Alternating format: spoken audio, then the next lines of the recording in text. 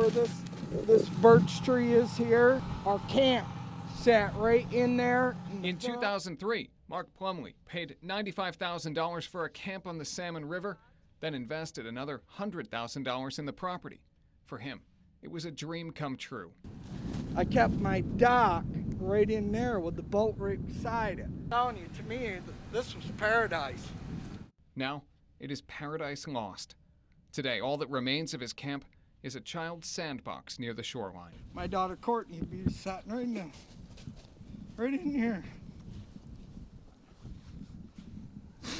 Just 2 years after he bought it, Plumlee and 18 other camp owners were sued by Erie Boulevard Hydropower.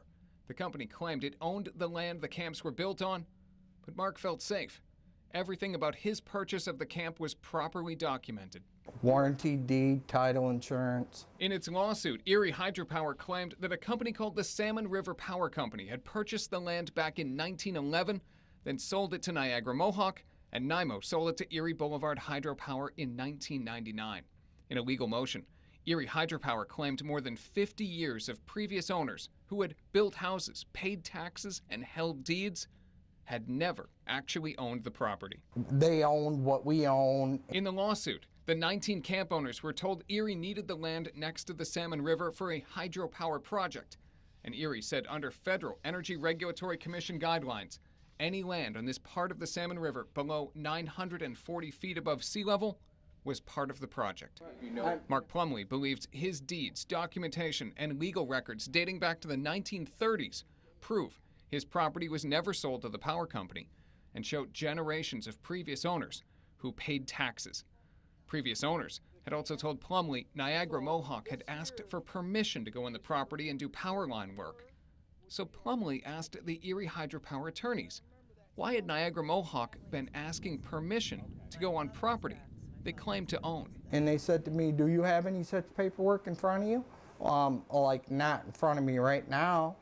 And they informed me that it did not exist. Through research, Plumlee now has copies of easements showing Niagara Mohawk was asking permission from generations of owners to come on the property. One of the key pieces of evidence submitted by Erie Hydropower was a lease Erie said a previous owner had with Niagara Mohawk in 1991, acknowledging NYMO owned the land. But Plumlee's attorneys hired an international handwriting expert who concluded with reasonable certainty that a signature on the lease was not authentic. In his decision, the judge overseeing the lawsuit did not give many details, but ruled in favor of Erie Hydropower, saying, quote, Erie is vested with superior, absolute, and unencumbered title to the property.